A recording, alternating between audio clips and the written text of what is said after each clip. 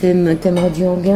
Aviva Winterberg Cox, je le dis bien, Aviva? Aviva Winterberg Cox. D'accord. Pas mal, merci. Bon, vous venez de faire un cours à HEC, c'est pour ça que je vous récupère à Paris pendant que vous y êtes. Un cours de quoi à HEC? Un cours sur la mixité, l'impératif stratégique pour les entreprises. Ça vous plaît?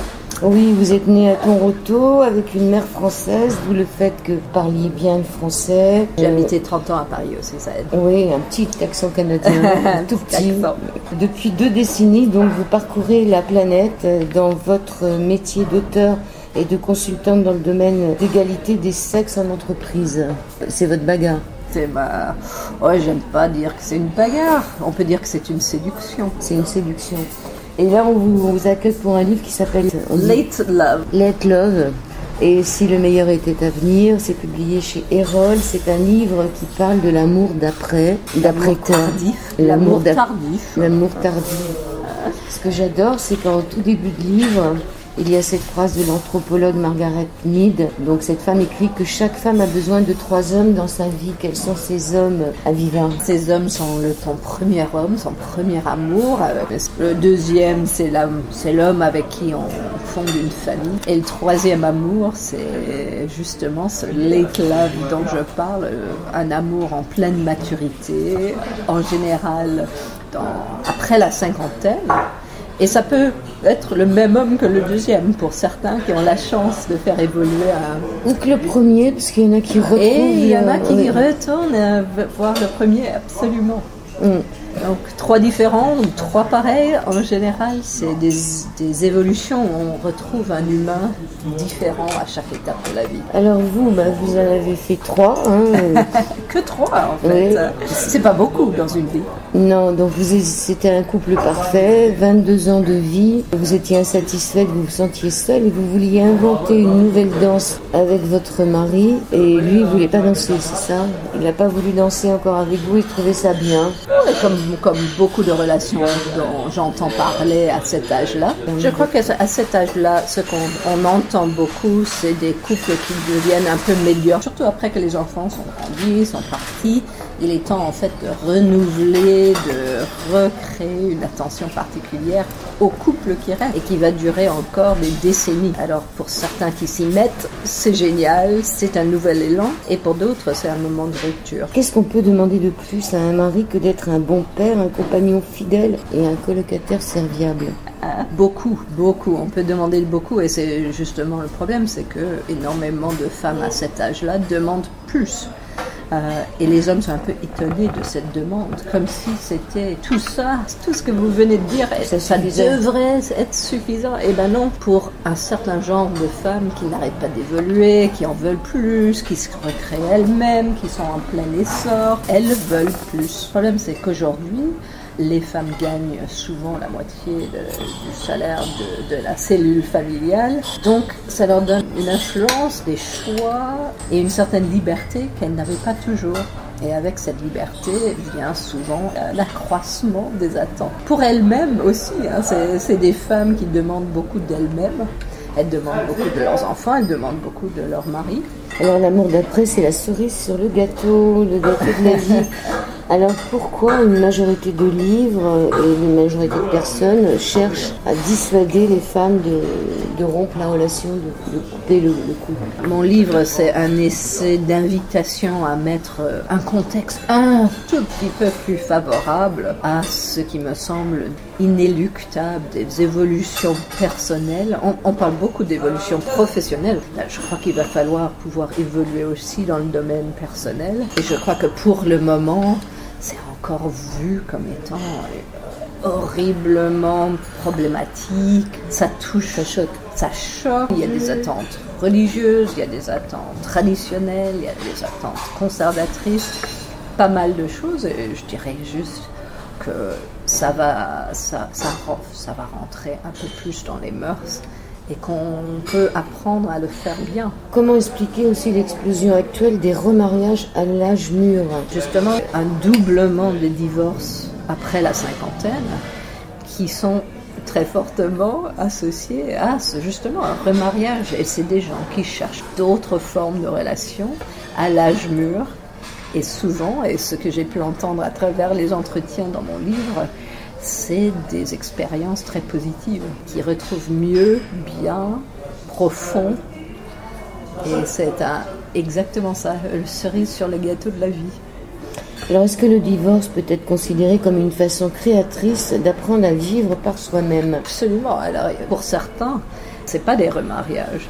Mais je dirais que les statistiques quand même prouvent que le nombre de gens vivant seuls à des âges tardifs est en train de baisser. Donc mariage ou pas, les gens se remettent en couple, même à des âges très avancés. On est des êtres sociaux, on aime bien être en société et en couple. Donc je crois que pour certains, ils retrouvent un plaisir à être seuls, ça c'est sûr. Peut-être pour un temps, peut-être pour longtemps. Mais je crois que l'idée, c'est aussi, si on est dans des relations, mariage ou pas, si on est dans des relations qui ne nous servent plus ou qui nous desservent, on devrait avoir un mot plus positif que le divorce. Le mot lui-même est chargé de Qu'est-ce qu'on pourrait trouver?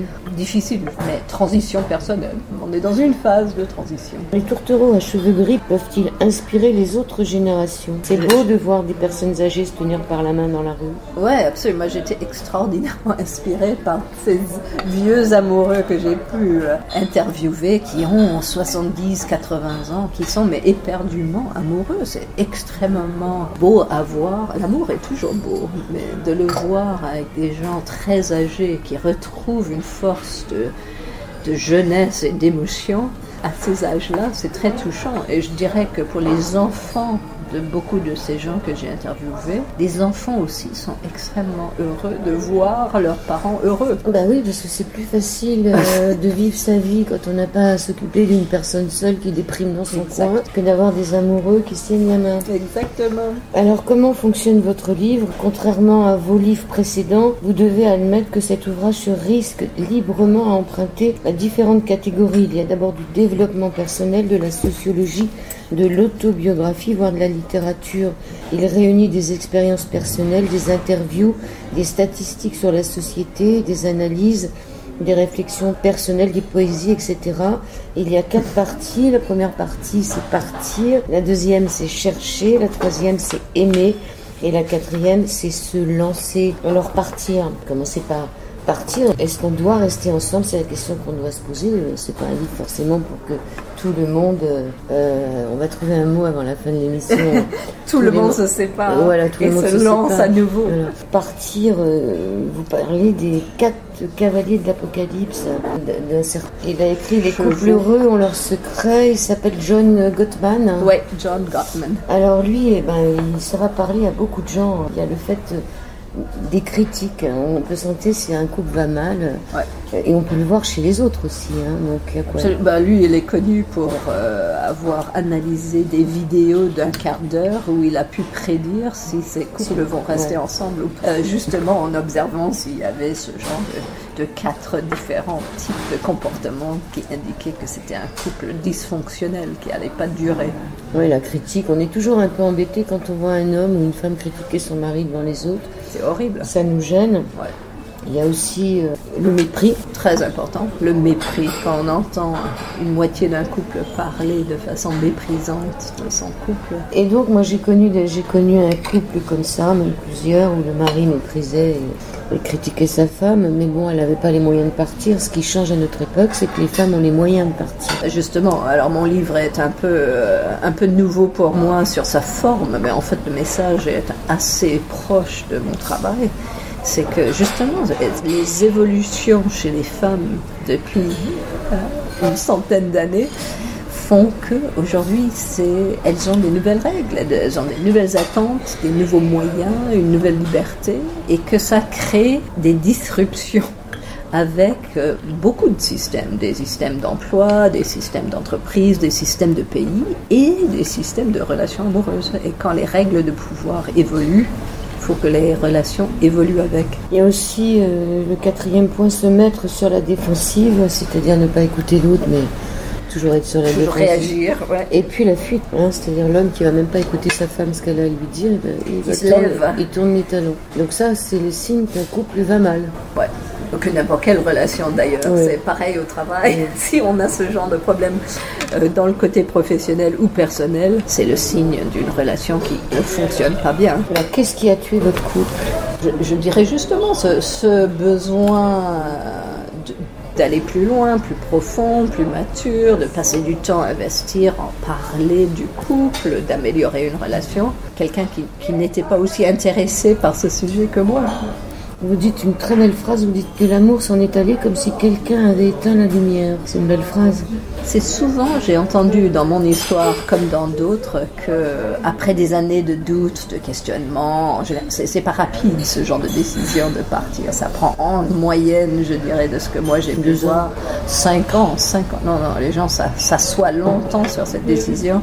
Mais en général, chacun a pu montrer du doigt un moment qui a juste confirmé que ça y est, c'est bon, je m'en vais. Ça peut être l'odeur de la personne aussi qu'on ne sent plus. Et là, c'est caractéristique. On n'aime plus son odeur. Ce qu'on aimerait peut-être toutes et tous, parce que c'est aussi valable pour les hommes, que l'autre accueille notre talent tout en reconnaissant nos faiblesses. En général, ça marche pas ensemble. On peut pas être une femme talentueuse, ça c'est pour les femmes qui ont un peu comme vous réussi dans la vie, qui ont une stature sociale, etc. Donc reconnaître les talents, mais tout en restant une femme, c'est compliqué. Oui, je dirais que tout ça, c'est surtout les femmes réussies, qui ont du pouvoir, de l'influence. On est tous des humains, on est tous vulnérables et on veut quand même pouvoir, dans son environnement le plus intime, pouvoir avoir quelqu'un qui laisse cette partie sortir, qui est là en soutien, en écoute, en empathie. Je crois que c'est particulièrement un défi pour les femmes, justement, de pouvoir se lâcher et trouver un partenaire qui est capable de prendre et la force et la faiblesse, et d'aimer les deux. Est-ce qu'on peut partir si on aime encore? Je dirais que oui, parce que c'est pas comme si j'aime pas mon ex. Bien sûr que je l'aime. C'est le père de mes enfants, c'est un homme gentil. On doit aimer pour bien partir d'ailleurs. Je crois que c'est essentiel d'aimer. Sinon, on est en rupture conflictuelle, ce qui est encore un autre cas. On peut partir en claquant la porte. On peut partir en claquant la porte. Non, je crois que le défi de ce que j'écris là, c'est d'avoir besoin d'évoluer, de changer et pouvoir, bon gré mal gré, gérer un départ, dans le meilleur des cas, où on reste aimant, si pas amoureux. Il y a beaucoup de gens qu'on aime avec lesquels on n'est pas amoureux. Alors dans votre cas, vous avez été aidé parce que vers la cinquantaine, plusieurs de vos amis, il y a eu une épidémie. De départ, toute ma vie adulte, je connaissais personne en fait qui avait divorcé. Jusqu'à une bonne demi-douzaine de mes copines. Tout à coup, elles m'ont annoncé l'une après l'autre qu'elles s'en allaient. C'était un vrai déferlement de choc et de départ. C'est en partie pourquoi j'ai écrit le livre. C'était la question, mais pourquoi on part tous? Qu'est-ce qui se passe? Deuxième partie de cet Au-delà du miroir sur l'antenne d'IDFM avec Aviva Wintenberg Cox, Let Love et Si le meilleur était à venir. On parle de l'amour d'après. Alors contrairement aux femmes, les hommes ne restent pas seuls. Il y a des statistiques. En France, il y a 5 millions de veuves et de veuves des deux sexes. 250 000 de plus chaque an. Le nombre de veuves est 4 à 5 fois supérieur. 80% des veuves se remarient dans les 3 ans. 80% des femmes meurent veuves et 80% d'hommes meurent mariés. Pourquoi une telle différence? En partie parce que les femmes vivent plus longtemps, en moyenne. Mais aussi parce que les hommes, c'est vrai, ils restent pas seuls. En partie parce qu'une bonne partie, surtout d'un certain âge, ne sont pas vraiment équipés à vivre seuls. Ils ne savent pas faire la cuisine, ils ne sont jamais occupés de la maison, etc. Le bassement logistique reste un défi. Tandis que beaucoup de femmes, en fait, prennent un certain plaisir à se retrouver indépendantes. Elles sont souvent beaucoup plus socialement connectées. Et pour certaines, c'est la première fois qu'elles vivent seules. Ouais. Comment expliquer que sur les sites de rencontres, les femmes soient moins nombreuses que les hommes, elles ont l'embarras du choix, alors qu'elles sont plus nombreuses en vérité? Je crois que les femmes sont encore plus réticentes à utiliser ce genre d'outils. Elles n'aiment pas. Ouais, ou c'est juste, c'est pas leur façon. Je crois que j'ai une copine qui rêve encore du hasard, de la rencontre. Oui, puis on a un peu honte, faut mettre sa photo, ça se fait un peu, ça fait un peu vente aux enchères, ce genre de choses. Toutes ces méthodes de communication en ligne, pas tout le monde est à l'aise, mais de toute façon, ça arrive parce qu'un tiers des mariages aujourd'hui ont démarré sur Internet. Donc, avec les générations qui s'habituent à ce genre de technologie, technologie, je crois que le confort s'accroîtra, mais c'est vrai que les boomers dont on parle, la génération des baby-boomers, ne sont pas nécessairement à l'aise. Forcément, on rêve tous et toutes de le rencontrer au coin de la rue. Finalement, avant de partir, il faut se demander si c'est l'amour qui nous retient ou si c'est la peur. Si on reste avec l'homme qu'on est là parce que il y a de l'amour ou des enfants qui ne sont pas élevés, ou si on a peur de perdre, franchir le pas. Ouais, exactement. Et je crois que rester juste parce qu'on a peur de partir, c'est pas une très bonne façon de vivre le restant de sa vie qui peut durer encore des décennies. Se décider sur l'émotion qui guidera le reste de sa vie. L'amour ou la peur. Ou la peur de l'amour. Alors quand on commence à chercher, il y a de fortes chances que tout le monde nous dise mais de toute façon tu ne trouveras pas. À l'âge que tu as, c'est foutu ma vieille, reste chez toi. Exactement. On m'a dit ça plusieurs fois. Alors, est-ce que l'attente est la même sur celui qui quitte, le quitté ou le quitteur? Parce qu'il y a celui qui est quitté et puis il y a celui qui a quitté. C'est pas la même chose. Hein. Non, je crois que c'est deux personnes très différentes, à deux moments de leur vie très différents. Le temps est très différent pour chacun. Ce que je décris, c'est que pour celui qui quitte, en général, il y a au moins 5 ans de réflexion avant le départ. Mais pour la personne qui est quittée, souvent, ils s'éveillent à une réalité auquel ils ne se sont absolument pas préparés. Et donc, il y a 5 ans. Mais vous l'aviez prévenu quand même. Hein. Oui, prévenu, mais je crois que... Il n'y croyait pas? Oui, il n'y croyait pas. Et je crois que j'ai entendu ça beaucoup. Il ne croit pas, en fait, que ça va être un départ. Les hommes, souvent avec qui j'ai parlé, étaient très choqués du départ de leur femme, même s'il y avait des années de discussions, de demandes, etc. Et ils se sont dit, tous les couples sont comme ça. Donc l'homme ne pense pas que la femme va partir et puis un matin l'oiseau s'est envolé. 2 tiers des divorces aujourd'hui sont des femmes. 1 tiers seulement? 2 tiers. 2 tiers sont les femmes qui s'en vont. Soyons avertis. Bienvenue au club. Le secret du bonheur, c'est d'abord de se trouver soi-même. Comme le dirait Tracy McMillan, s'épouser soi-même. C'est pas évident. Hein. Ça, c'est une partie la plus dure. Pour beaucoup, hein, est-ce qu'on s'aime soi-même? Est-ce qu'on s'apprécie? Est-ce qu'on est à l'aise seul? Chercher à... Mais ça, on le voit une fois qu'on est seul. Oui, tout ça, c'est un chemin. Hein. Et je crois qu'on a beaucoup de mal de trouver un genre de late love heureux si on n'est pas heureux en restant seul. On a quand même besoin d'être mature, évolué, bien dans sa peau, etc. Si on est désespéré, on se retrouve à chercher désespérément. C'est pas le meilleur socle pour une relation stable. C'est exactement comme des transitions professionnelles. C'est que je fais assez souvent le parallèle entre des transitions personnelles et professionnelles. Le professionnel est pareil. En général, c'est mieux quand on veut changer de boulot, qu'on soit prêt, qu'on ait un beau réseau, qu'on a quelque chose à vendre, qu'on ne se retrouve pas à la rue sans rien. Et côté personnel, c'est vrai. Et je crois que beaucoup de gens n'investissent pas en eux-mêmes. Qu'est-ce qu'ils veulent? C'est quoi leur rêve? C'est qui sont-ils? Quand il n'y a pas l'autre moitié avec. J'ai une femme dans le livre qui disait, mais j'ai disparu pendant 30 ans. J'aimais ce genre de musique et ça fait 30 ans que je n'ai pas écouté la musique que j'aime. Il y a pas mal de gens qui se subliment complètement aux priorités de quelqu'un d'autre. Et eux, ils ont beaucoup de travail à se retrouver. Qui sont-ils? Que veut-il? Finalement, ça fait faire un grand pas quand même dans les deux cas. On grandit. À travers toutes les crises, en général, on grandit où on est vraiment coupé, plus bas. On ne se connaît pas avant la gestion de crise. La gestion de crise est très révélateur de ce qu'on est prêt à faire, à grandir, à écouter. L'intérêt serait de chercher un partenaire qui représente la partie de nous-mêmes que l'on veut renforcer ou que l'on veut connaître. Mais pour ça, faut-il encore savoir la partie de nous-mêmes qu'on veut renforcer ou qu'on veut connaître, parce que dans votre livre, on se rend compte quand même qu'on se connaît pas très bien. Exactement. La plupart des gens passent pas beaucoup de temps à se connaître, quoi. Et encore une fois, dans le monde professionnel, on travaille de plus en plus là-dessus. Moi, je suis coach, on travaille avec des dirigeants, tous les dirigeants sont coachés, ils passent du temps. Arrivés à un certain niveau, ils passent de plus en plus de temps à se connaître, à leur impact, à leur style de communication, à comment ils motivent les autres, à comment ils travaillent avec d'autrui. Et pourquoi on fait pas ça avec ses relations personnelles? Pourquoi on investit tant dans ses compétences relationnelles, professionnelles, et si peu dans le côté personnel. Et je crois que c'est quelque chose qui va arriver. On est en train de renforcer. On lit un tas de livres. On a une boîte à outils. Il y a plein de boîtes à outils dans votre livre. Alors, mais est-ce qu'on peut s'améliorer en amour? Parce que est-ce qu'on a le droit de s'améliorer en amour après 50 ans? Justement, je souscris au psychologue Erich Fromm qui a écrit ce merveilleux livre, L'art de l'amour. Je crois avec lui que l'amour est un art, c'est une compétence. Et je crois que justement, c'est une des joies du vieillissement, c'est qu'on arrive à aimer mieux.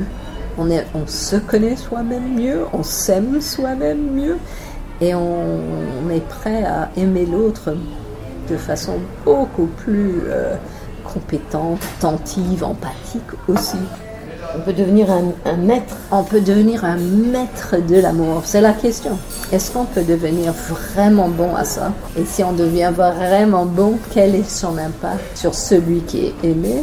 Et après, ce couple nouveau sur le monde alentour de nous. Vous avez progressé? Est-ce que j'ai progressé? Il faudra en fait demander à ceux que j'aime. Mais je dirais que certainement, le feedback que j'ai eu, c'est que le bonheur adoucit et renforce. Ça invite à une plus grande honnêteté, authenticité, vulnérabilité. On n'a plus peur de rien, quoi. On est soutenu dans des domaines très privés, ce qui nous donne une force à aller à l'encontre du monde renforcé. Le fait d'être à deux et d'être dans un état d'amour, c'est un peu ce qu'on avait quand on était jeune aussi. C'est-à-dire que le monde nous appartient. Peut-être même si le monde nous appartient, on arrive à créer un monde qui nous contente, même s'il est petit et intime. Il nous renforce quand même. Dans votre livre, c'est intéressant, les hommes d'âge mûr en particulier savent montrer dans le couple une personnalité tout autre que celle qu'ils assumaient jusqu'alors. Leur taux de testostérone a baissé, les rendant plus calmes et sereins après 50 ans. Tandis que pour la femme, après la ménopause, le taux de testostérone croît, boostant leur énergie et leur volonté, ce qui peut influencer sur leur carrière. C'est vrai que souvent les femmes, elles décollent après 50 ans. On voit ça de plus en plus. On voit ça autour de nous. Énormément des femmes de pouvoir dans ce pays aujourd'hui ont plus de la cinquantaine et elles rayonnent et elles sont convaincantes et elles ont fait une partie de leur vie déjà. Elles ont fait leurs enfants. Ils sont grands, ça a été fait et c'est le socle sur lequel leurs ambitions tardives s'éclatent. Donc il y a quelques questions à se poser dans la boîte à outils, qui sont intéressantes, que vous pouvez peut-être vous poser, auditeurs, auditrices. Comprenons-nous comment les autres nous voient? Rarement. Il y a des outils pour ça d'ailleurs dans les entreprises. Nous on fait ce qui est appelé un 360, où on interviewe tous les gens autour de soi pour apprendre comment on est perçu. En général, c'est un choc. Quels sont mes points forts? Quels sont mes points faibles? Donc on peut compter sur moi, ou on ne peut pas compter sur moi.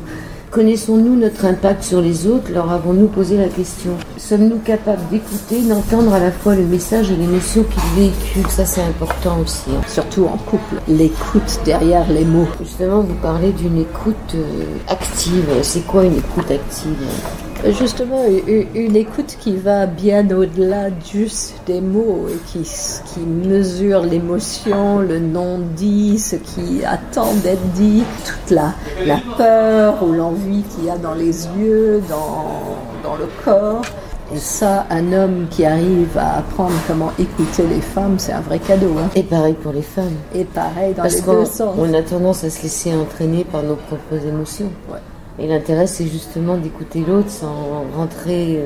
On a tous envie, je crois, de conversations vraies, de bonne écoute, d'être entendu, d'être vu pour qui on a l'impression d'être vraiment. Et je crois que quand on est bien écouté et quand on apprend à bien écouter l'autre, on crée des relations beaucoup, beaucoup plus profondes qui acceptent le bien et le moins bon chez l'autre. Et on l'aime quand même. D'où l'intérêt de se connaître. Il y a des outils dans le livre, il y a des vidéos qu'on peut regarder, des livres qu'on peut acheter, des liens pour faire des tests, des petits exercices assez sympas. Et vous dites, si l'histoire qu'on se raconte sur soi n'est pas vraie, après ça va être difficile de se construire. Si on a une fausse image de soi déjà, on peut avoir énormément de mal à se construire. Bon, en général, si on ne se voit pas, on a tendance à reproduire les mêmes schémas tout le temps. Et si on s'arrêtait pour poser la question à ceux qui nous connaissent bien, eux, ils peuvent voir assez vite qu'on est en train de répéter les mêmes schémas. Mais nous, on a énormément de mal à le voir si on ne s'arrête pas pour vraiment réfléchir. Et en général, c'est des schémas qui viennent de nos premières familles. Et si on ne veut pas les reproduire, en général, ça prend énormément de réflexion pour, les voir et deux, les changer. Il y a un petit diagramme aussi dans votre livre où on compare un peu nos amours. C'est les hommes qu'on a aimés pour voir quelles étaient leurs ressemblances, qu'est-ce qui a marché, qu'est-ce qui n'a pas marché. Et qu'est-ce qu'on a apporté à cette relation et qu'est-ce qu'on a pris de cette relation. Et ce qui est très intéressant pour beaucoup, c'est qu'ils se retrouvent toujours un peu dans la même relation, dans le même rôle, avec les mêmes attentes et les mêmes prises de pouvoir et de position. Est-ce qu'on est satisfait de ce genre de schéma ou est-ce qu'on veut les changer? Vous dites que quand l'amour décroît, le pouvoir prend les traits d'une rivalité permanente. Quand les attentes passionnelles ne sont pas comblées, notre volonté de donner et de se sacrifier pour l'autre se transforme en déception, en auto-justification, en ressentiment et en désir de recevoir. L'élan mutuel devient une lutte pour la priorité.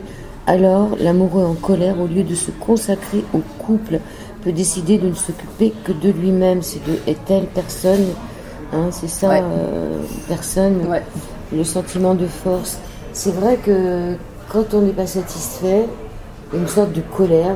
Et on le sent chez beaucoup de femmes, une colère inexprimée qui sort comme ça de partout, mais jamais très directement, et qui est toxique et qui pollue la vie non seulement de la femme en question, mais de tout l'entourage. La frustration. Et la frustration, et les rancœurs, et ça dure une vie, quoi.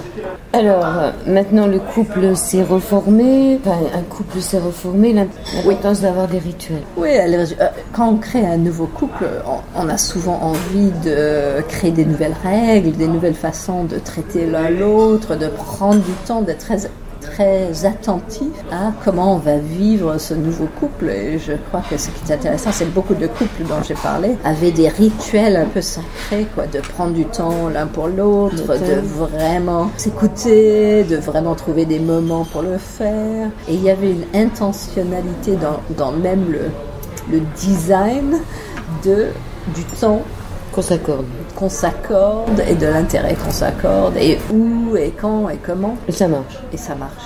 Ça marche. Alors un petit conseil, le soir avant de s'endormir, se raconter tous les deux 3 moments de gratitude qu'on a pour la journée, c'est bien ça. Ça c'est vraiment très intéressant et ça peut sembler un peu absurde, mais c'est vraiment une façon d'entrer dans le sommeil avec une très positive et aussi d'apprendre ce que l'autre a le plus apprécié de la journée, qu'est-ce qu'il a vécu, comment est-ce que c'était différent de ce que toi t'as eu. C'est vraiment une jolie façon de se quitter la nuit. De dormir. Vous parlez aussi on peut adopter un chien, puisqu'on n'a plus d'enfants à élever, un chien, un chat. Non, on a adopté un chien. Ne pas avoir peur de se flatter. Miroir, gentil miroir. Ah oui, alors la flatterie, c'est incroyable, quoi. Alors, encore une fois, on sait que les gens réagissent mal aux critiques constantes, mais les critiques dosées. Alors, une critique pour 5 compliments, ça peut passer. Mais l'envers, 5 critiques pour un compliment ou pas de compliment du tout. Et malheureusement, trop souvent, la paresse dans laquelle on peut tomber une fois qu'un couple n'est plus nouveau. Donc oui, flatterie, admirer, flatter. Congratuler. C'est un mot de chez vous, ça. Congratuler. Mais ça fait pousser des ailes aux gens. J'ai toujours trouvé, pareil au travail, encore une fois, que c'est sous-utilisé d'être positif et constructif et donner du feedback positif. Ça se fait pas assez. C'est gratuit et ça, tout le monde aime ça, presque tout le monde. Si c'est authentique, c'est pas une flatterie pour dire des choses que l'autre ne va pas croire. Elle a un train à prendre, donc elle est assez pressée. Elle prend son Eurostar. Let Love et si le meilleur était à venir, c'est publié aux éditions Erol. Merci beaucoup. Avec grand plaisir. C'est un livre très proche de mon cœur, donc j'espère que ça aide les autres aussi. Merci beaucoup. C'est moi.